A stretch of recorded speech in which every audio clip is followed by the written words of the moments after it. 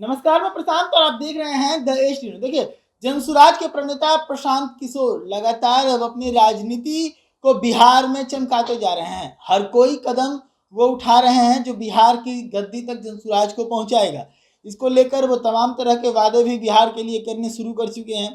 तो इसके साथ ही बिहार में जो राजनीति का एक तरीका है, किसी विपक्षी को उसकी कमजोरी के साथ उसको पेश कर देने से जो विपक्ष है वो और कमजोर होता है। यही एजेंडा आप प्रशांत किशोर अपनाने लगे हैं। मैं आपको एक चीज बता दूं कि पिछला जो विधानसभा चुनाव हुआ था, पिछले विधानसभा चुनाव के दरमियान राजद बिहार के अंदर सबसे बड़ी पार्टी बनकर उभरी थी। लेकिन गठबंधन की माने तो एनडीए गठबंधन की सीटें ज्यादा होने के कारण उस वक्त सरकार नीतीश कुमार की बनी थी।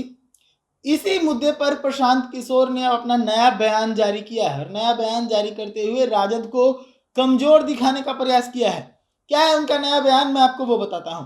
प्रशांत किशोर ने अपना बयान जारी करते हुए कहा है कि 2020 का जो विधानसभा चुनाव हुआ, उस विधानसभा चुनाव में अगर चिराग फैक्टर नहीं होता तो राजद इतनी सीटें बिहार में नहीं जीत पाती, और इस बार चिराग फैक्टर नहीं है तो राजद ऐसे ही खत्म है।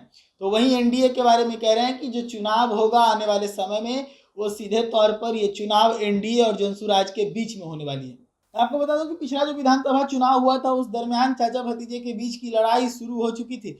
नीतीश कुमार से चिराग पासवान नाराज थे। ऐसे में चिराग पासवान ने कई सीटों पर अपने उम्मीदवार सिर्फ इसलिए उतार दिए थे क्योंकि नीतीश कुमार को हरवाना था, और इस चीज में कहीं ना कहीं सफलता मिला भी चिराग पासवान को। कई सीटों पर जदयू को चिराग पासवान कमजोर करने में सफल रहे।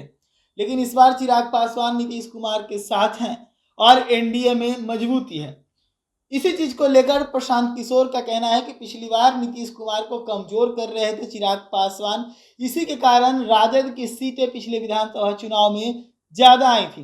लेकिन इस बार राजद लड़ाई में होगी ही नहीं। इस बार जो लड़ाई होगी वो एनडीए और जनसुराज के बीच होगी।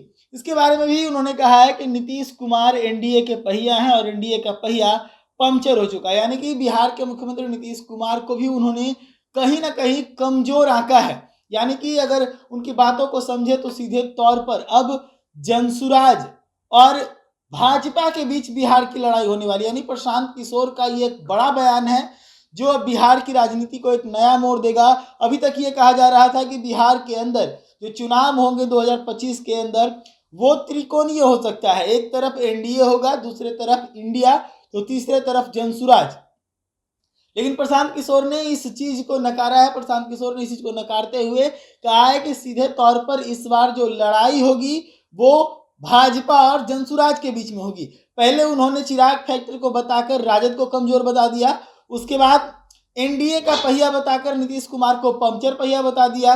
तो अब जनसुराज का सीधा टक्कर वो बीजेपी से मानते हैं, ऐसा उनके बयानों में आने लगा है। और लगातार अपने बयान जनसुराज जारी करने लगे हैं जो कहीं ना कहीं मीडिया जगत में हरकंप मचाता रहता है। एक तरफ जहां पर शिक्षा को लेकर उन्होंने बयान जारी किया था जिसमें उन्होंने कहा था कि हमारे पार्टी में अगर कोई अधिकारी बनेगा, कोई पद पर बैठेगा तो उसका शिक्षित होना जरूरी होगा। उसके लिए न्यूनतम शिक्षा जो है वो निश्चित सुनिश्चित किया जाएगा कि उतने स्तर का अगर वो शिक्षा है उसके पास तभी वो पद पर बैठ सकता है। इसको लेकर पार्टी में जनसुराज का मंथन चल रहा है।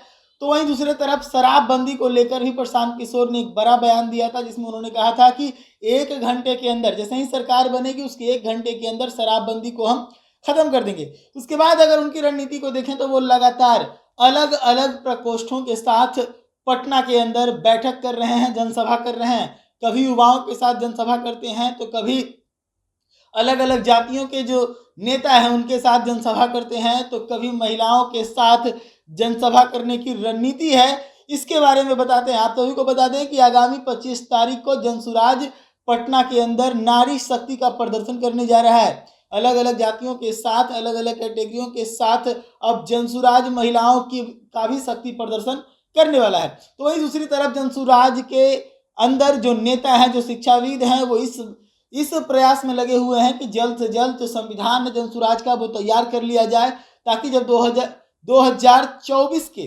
गांधी जयंती यानी कि 2 अक्टूबर के दिन जब जनसुराज को एक पार्टी के तौर पर घोषणा मिले तो लंबे समय तक फिर ये जनसुराज एक बड़ी पार्टी के रूप में उभरती चली जाए। तो ऐसे ही तमाम खबरों के लिए जुड़े रहिएगा द न्यूज़ के साथ। धन्यवाद।